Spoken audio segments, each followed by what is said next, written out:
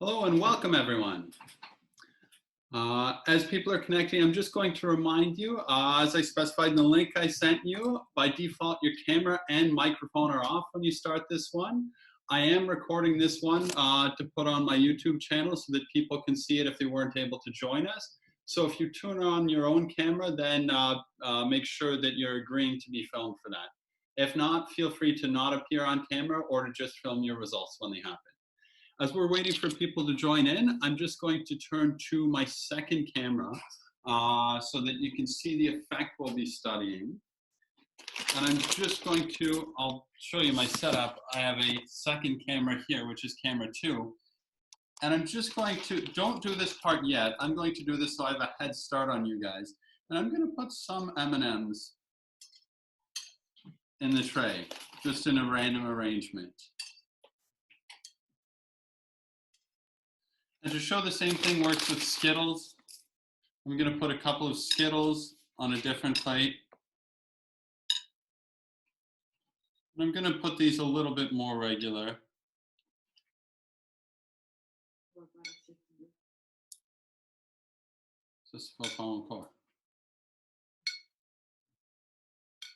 Again, I'm going to switch to camera 2. I only have 2 hands, so I can't do everything at once. But camera 2 is going to start the video, and you should be able to see the second camera filming my ceiling. Now filming the M&Ms as the diffusion starts to occur. So again, just welcoming everyone as you're arriving. We have 11 people so far. We're supposed to have a couple more. So I'm going to just spotlight the video that's showing the diffusion as I welcome you guys. So hopefully that should appear big on your screen. So you're starting to see this effect, which I'll talk you through in just a minute. So we're seeing diffusion happening from these M&Ms. Just for anyone who joined in the last 30 seconds or so since I explained, like I mentioned in the email, I'm recording this one. Feel free to turn your camera on if you want to be filmed, but if you don't want to be filmed, you don't have to turn it on at any point.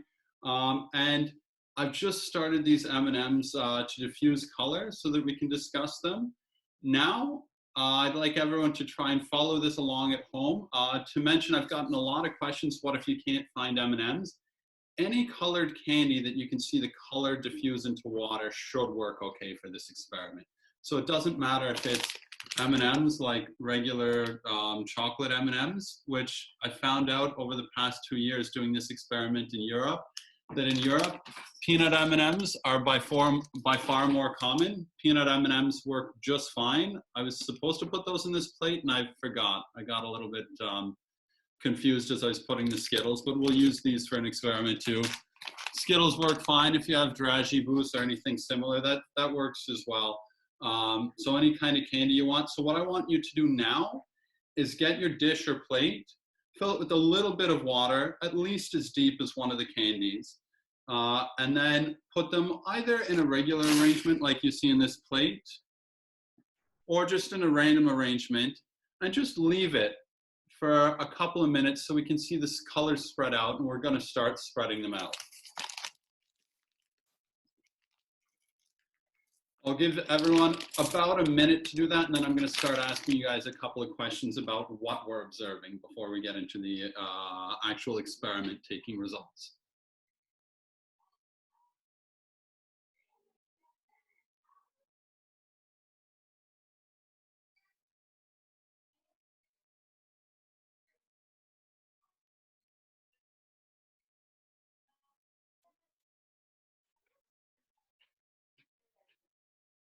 And if anyone feels like showing their results on the camera, feel free to do that, but don't feel that you have to.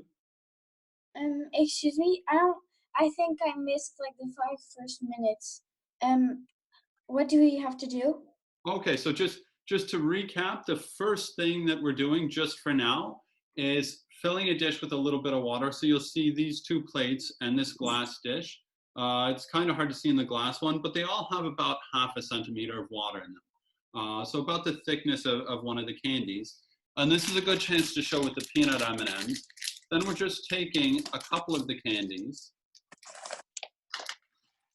and putting them in the water to observe the color spreading out. And we're going to be discussing that effect in just a minute once everyone's had the time to do that.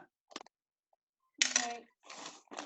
Okay, so you can either be following along what you've seen on my screen. I started before you, so I have about maybe a 2 or 3 minute head start on those who started early, or maybe a 5-minute head start on those who just added them now. Do we start with cold or hot water? Start with cold probably. If you start with hot, it goes a lot quicker, so feel free to do that. The only difference between hot and cold is how fast this happens. Okay, thank you. And the first thing I want everyone to do, so now everyone should be seeing this happen. And the first thing I want is people just to suggest what we see. So observations without trying to explain any of it yet, just observing this effect. So either with your microphone, or if you prefer not to use your voice, you can use the chat as well. Tell me what we're seeing here.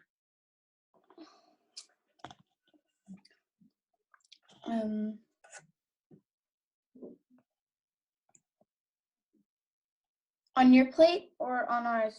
Either one, and it'd be really interesting if it's something significantly different on your plate. Well, on my plate, nothing is happening. Okay. Or what kind of candy are you using? I used M&M's chocolate.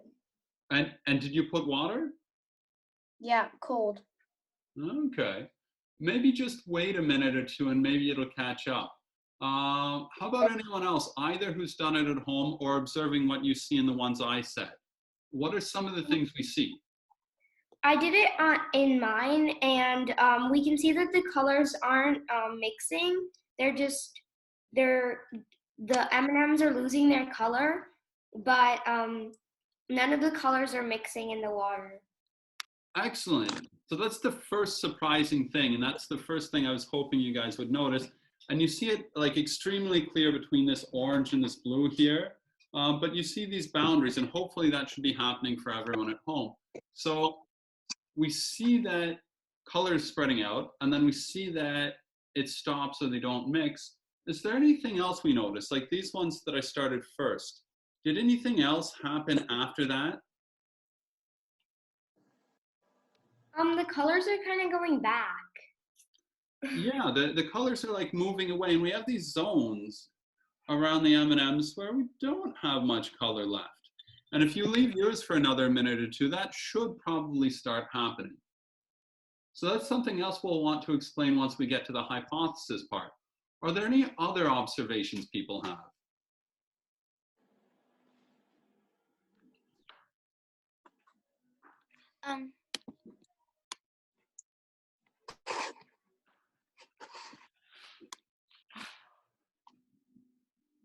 Oh, and Willa raised her hand. Willa, feel free to speak again. Yeah,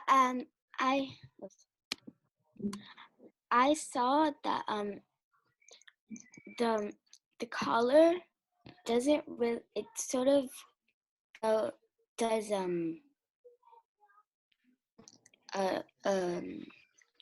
they most of them do the same shape. Excellent. So all the colors are doing about the same thing, right? They're doing the same shape depending how you place them, but they're also moving out at about the same speed, right? Yeah. Okay, so we have the colors spreading out from M&Ms at the same speed. We have them not mixing with each other, and we have the colors kind of going away and leaving a blank area behind. Are there any other observations worth mentioning before we try and explain some of these? Some of the colors are mixing. Now some of the colors are mixing, but they didn't at first, right? No, they didn't. But now the blue and the yellow are making a light shade of green, sort of. And the brown's mixing with the blue.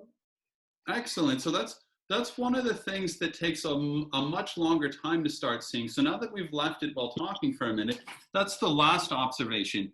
And I'm going to point out on this one, hopefully my finger doesn't block the shot too much, but we can see the line between the green and the brown. But then on the greens, sorry, between the orange and the brown, but then on the orange side, we see the brown's on about 0.5 centimeter. And if we look close at some of the areas too, we'll see there's this small overlap. So it starts to overlap, but it's much slower. And we can see that in the other areas too here, like where the red even went all the way over here, and the red and the purple has made it darker. So we see this darker band forming, but that's about 10 times slower than it went out in the first place. There's one final observation I want to point out, which shouldn't be happening if my table was flat, but maybe some of you at home have tables that are a bit slanted like mine is. So you can see on this one here, the red has gone mainly this way, and kind of all of the colors, if you look at it, it's gone more this way than this way. And that's because the table's slanting down, like in this direction. So what I've done on the glass tray to fix that is I've taken a little bit of paper towel and I've held the side up a little bit to make it flatter. So if you notice that yours were going really one way or another, try and put something under your plate to make it flat for the next part. Hopefully most of your tables are flat, so you don't need to worry about that, but some of you might have slanty tables like I did. So that was one part I wanted to mention. Okay, so now that we've observed a bunch of things, I want us to come up with some hypotheses. Why do we think this might be happening? So why do we think all the colors spread at the same speed? Why do we think that they don't mix? Why do we think eventually they mix a lot slower? And why do we think, especially like we see here, we have the colors like pushed away in the end once we wait long?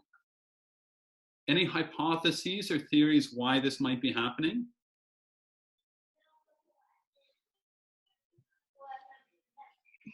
Yes. Okay, and I can't hear who that is, but go ahead and suggest what you think.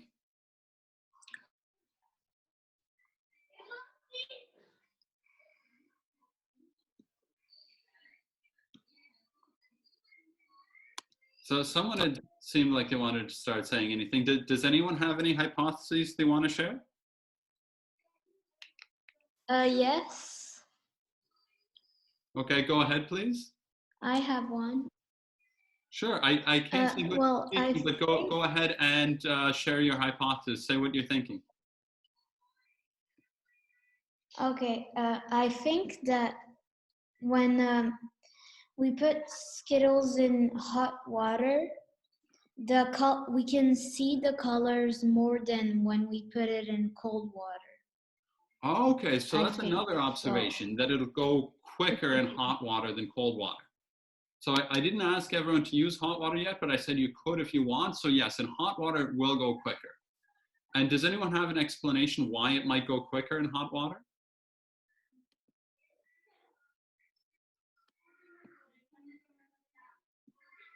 Yes. Okay, go ahead, please explain. Well, I think that when it's like when it's sunny outside and you have a chocolate bar, like the chocolate bar will melt, and that's probably the same case with M&Ms or Skittles. The color is gonna melt when it's gonna be hot, and that's probably the temperature is gonna change, and it will be either faster or slower depending on how hot or cold it is. Okay, so melting might help it go a little bit quicker as well. And then I have a question for everyone, and you can answer using the reactions button. So put the thumb up as a reaction, like the thumb up like I did, for if you think yes, and do the clap, because there's not a thumb down, but do the clap if you think no. And that'll be a way to signal whether you think yes or no. So when does more sugar, first of all, hopefully most of you know most candy is mostly sugar.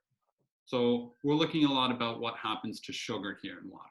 Now, can you dissolve more sugar in hot water or less sugar in hot water? So if you think more will dissolve in hot water, put your thumb up. If you think less will, use the clap symbol.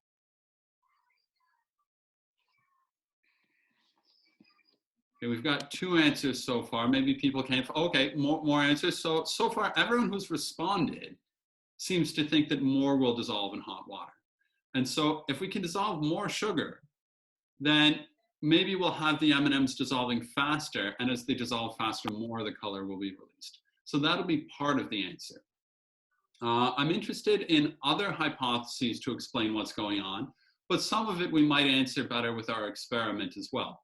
So we're going to move on to the experiment part, and if you think of other hypotheses, then mention those like as we go on. So to move on to the next part, you're going to need to take your tray of M&Ms and go dump the water out. So hopefully in a sink or somewhere that's okay to get rid of the water. And then come back with the tray empty, or well, full with about another centimeter of water, like with full water. No, I got confused there, sorry. Come back with it completely empty at first and be ready to fill it again. But empty it, rinse it, and dry it so it should be clean and dry, and then come back once you have that done. So I'll give everyone a minute or two to do that to make sure Do that we you have throw done. the M&Ms out? Either eat them, or if you don't want like wet M&Ms, or if you don't eat candy at all, then throw them out. But we don't need the ones we've used so far. So get rid of them, whether that's eating them, throwing them out, or setting them aside. But yeah, we don't need to keep the ones we've used.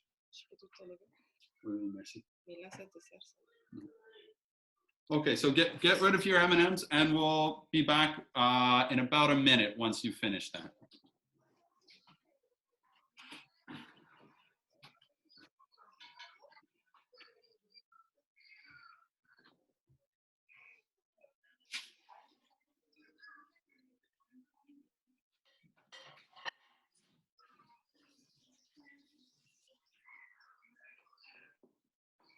Et ça, c'est le plus important de faire maintenant.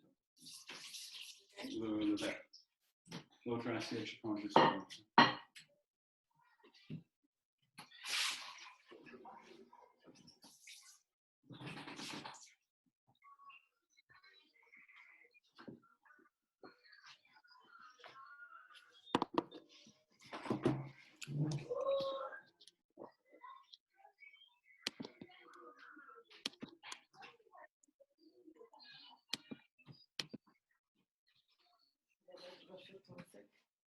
Non, ça va. Ouais, là, c'est bon. L'autre, t'en as pas besoin.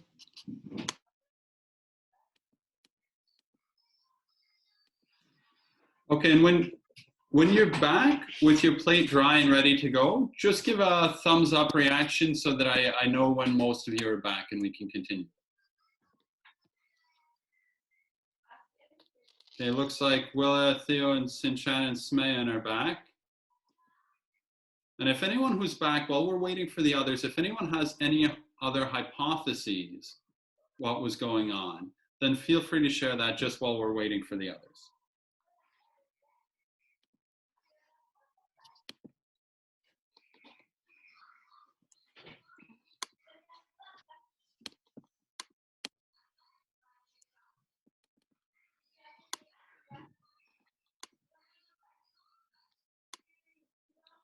Okay, and I've got thumbs up from most of you, so I'm going to start explaining the next part.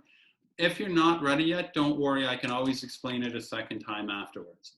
Okay, so for the next part, we need to label the plate with a bunch of lines so we can measure the distance colors go in time. So you'll see this one I've already drawn on. I'm going to grab another one with no lines to show how to put the lines. Or if you have a see-through glass dish like this, then you can draw lines on paper like I did with this one. So I'm not going to draw on my glass dish. I'm just going to put it above the paper with lines. And if you have graph paper, you could even use that instead of using the paper with lines. But not everyone has graph paper, and I know I might have a hard time going to the store to buy more, so I'm going to set my graph paper aside and not use it this time. And I just drew lines that were 2 centimeters apart on this piece of paper. For the plate, I'm going to grab a clean plate here and go through the method. And I'm just going to mark every centimeter on it. And to mark on a plate, make sure your plate is made out of ceramic or glass or something that's durable, like not a soft material. Most plates are made out of ceramic, some are made out of glass. And if you want to test it to make sure you can wipe things off, you can turn it over, and I'm just going to write high in my Sharpie there. And I'm going to write in a dry erase marker. So if you have a dry erase marker, that's the best thing to use. I know teachers have those a little bit more often than families or students. So if you don't have one, don't worry. But if it's dry erase, I can just erase by rubbing it off. So there's no hassle or worries with that. If you used a Sharpie or something like that, then just grab either cleaning alcohol or nail polish remover or a solvent. Or in case you don't have that around, this is just a bottle of alcohol that people might drink. It's actually Turkish rakia, which is a little like pastis in France. And just with a spot of that, so the smallest amount I could put on there, it comes off of the plate right away. So if you're not sure you'll be able to clean off your plate, try a small spot on the bottom side to be sure. When you're ready, turn it over. And I'm just going to check the chat because someone seems to be asking something. Oh, lines 1 centimeter apart or 2. So on the plate, I'm going to recommend 1 centimeter apart. And the only reason for that is that when you're looking from above, it might be a little bit harder to tell the distance. On this paper, this was what I was trying yesterday, and you can see I have some results where I was able to mark on the paper and then I measured afterwards. So on the plate, it's better for it to be 1 centimeter apart. So to measure them 1 centimeter apart, I'm just going to start somewhere, and I don't need to go the whole length of the plate. I'm just going to have the M&M in the middle. So I'm going to start here, make a dark line at the beginning, and every centimeter, just make a small dot or dash.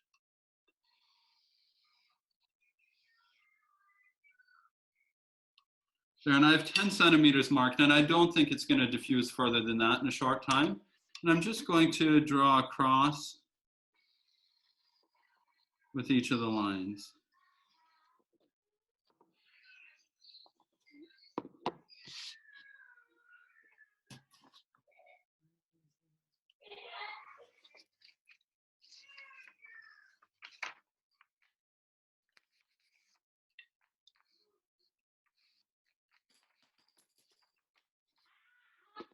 Well, that one was a little bit low. I'm just going to try and rub that off with the Turkish rakia.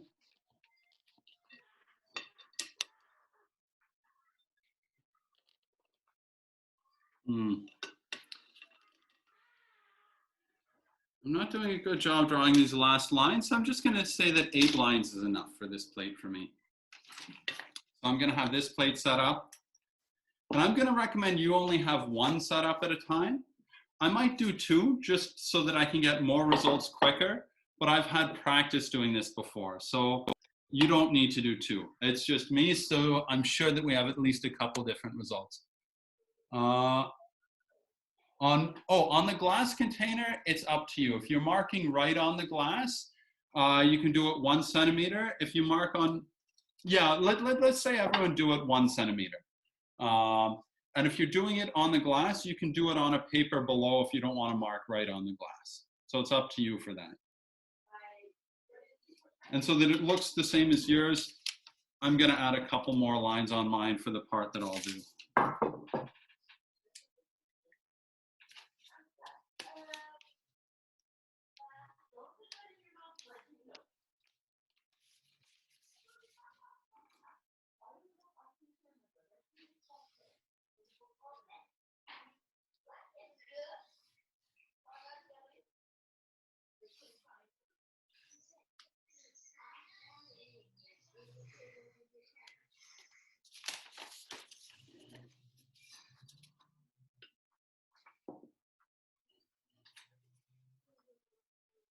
Okay, so once I have things lined up, and with just 2 containers, I'm going to bring the camera a little bit closer down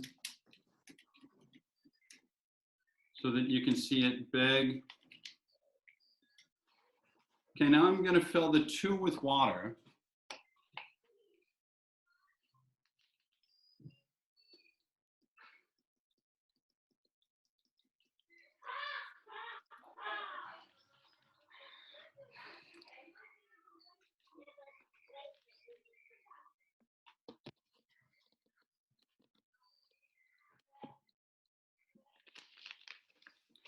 I'm going to take my paper towel under the end, just so that it's lifted up and it's flat, because again, my table's not very flat. And I'm going to do the same thing with the plate and another bit of paper towel. So once your lines are drawn, you should be doing the same thing at home.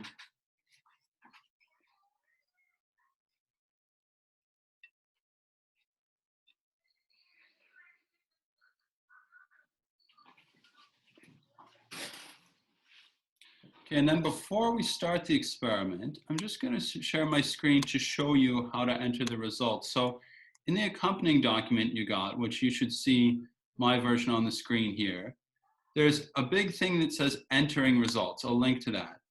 So I want you to go to that link, and it'll get you into a form.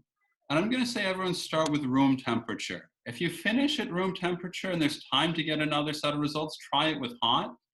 I'm going to start, in my case, with M&Ms. Let's start with a blue one. So I'll start with a blue one. And then I'm going to start a timer. If you don't have a watch or a phone or something to time, then I also included a link to an online stopwatch. And I'm not sure if the screen share, if I bring that out of the window, if you can see both windows. I think probably not. So I'm going to keep that in the background for me.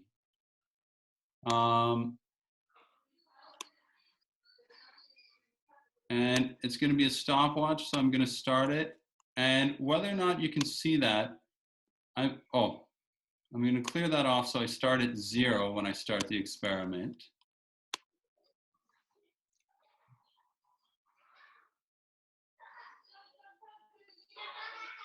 And okay, so room temperature water. Why can't I click on room temperature? Oh, that's the editing version. Okay, room temperature water, blue.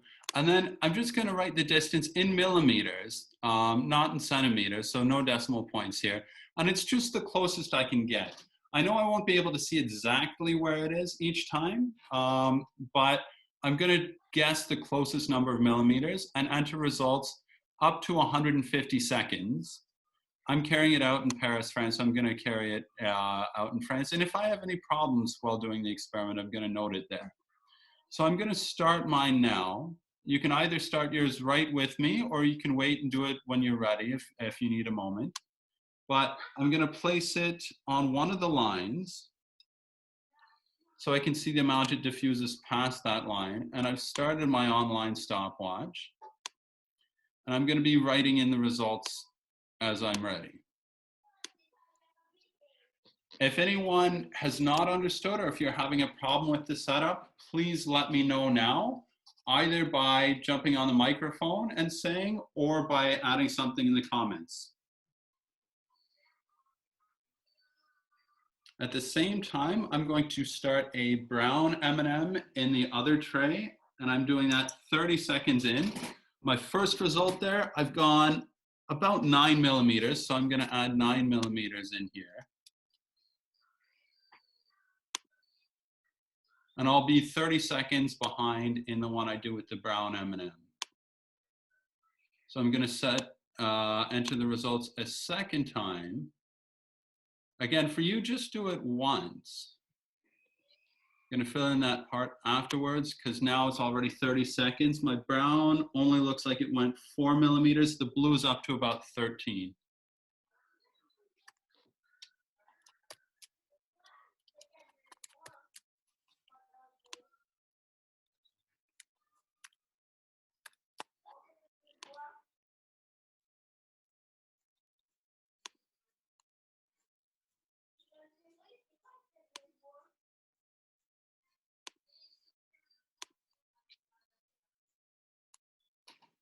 I'm at 30 seconds.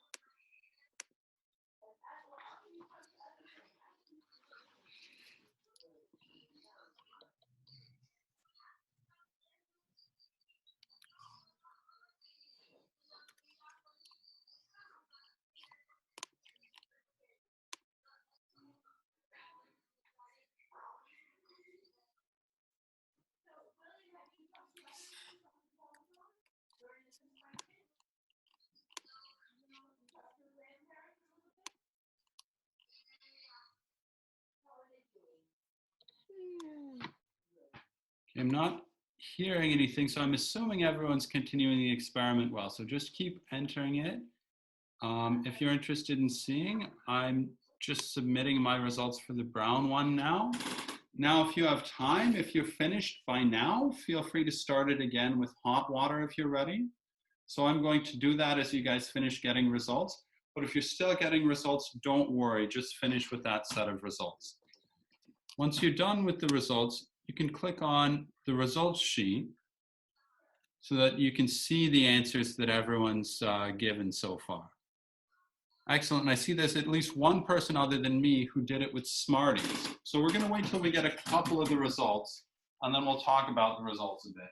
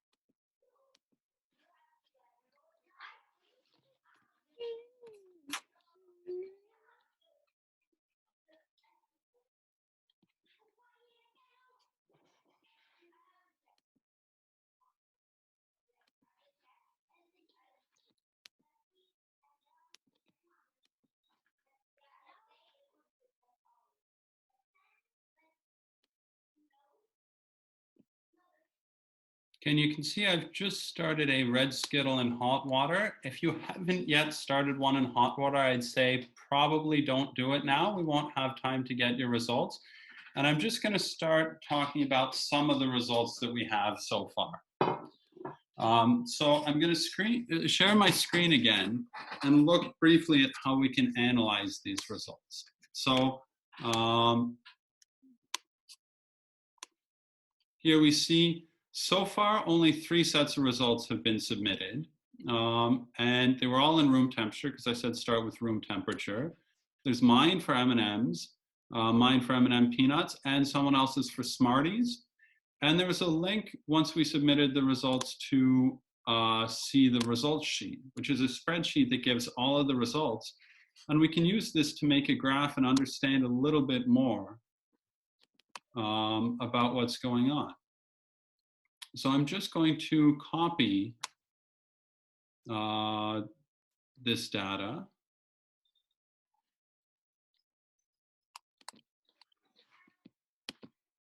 Okay, now we have 5 sets of results. That's great. And I'm going to do something called making an extra sheet. So it makes another sheet of results, and I'm just going to put these in here. And these were the distance that it diffused. And here we have time. So here it's 30 seconds. This row is time, 30, 60. And I can have it all filled to the side. And then I can ask it, if I select all of this, I can ask it to make a graph.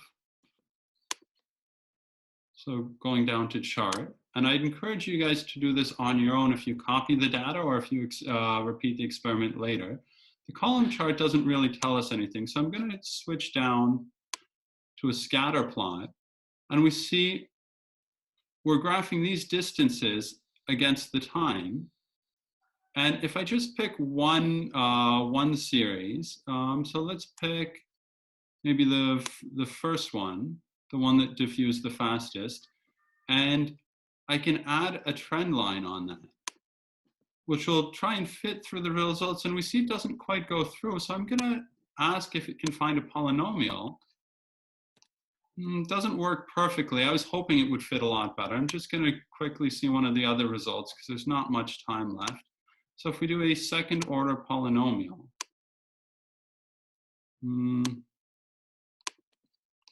it's a little bit better because we should find a quadratic here.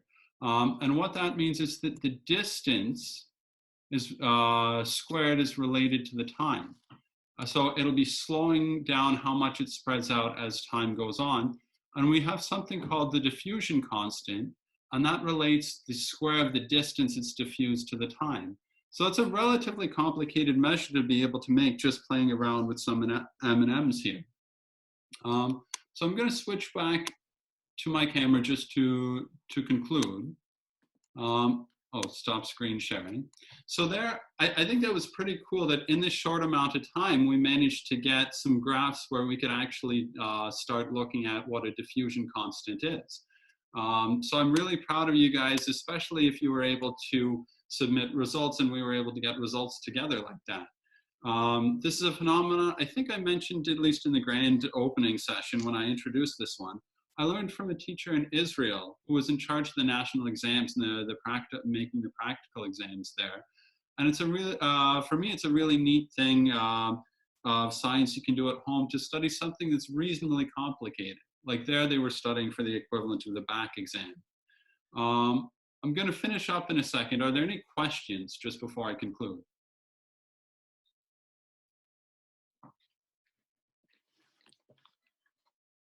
Okay, and there's some links in the accompanying document if you're interested in reading up more about the food coloring and different things like that, because we were looking at it being carried by sugar.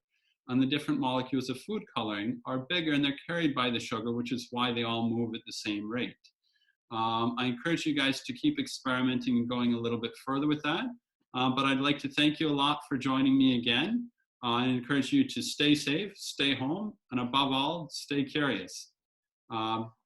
Thanks again for joining me. I hope to see a lot of you again tomorrow in the session on water properties and water properties, surface tension, adhesion, and cohesion. Have a great day, everyone. Bye. Goodbye. Thank you. Bye. Thank you. Goodbye. Goodbye. Thank you.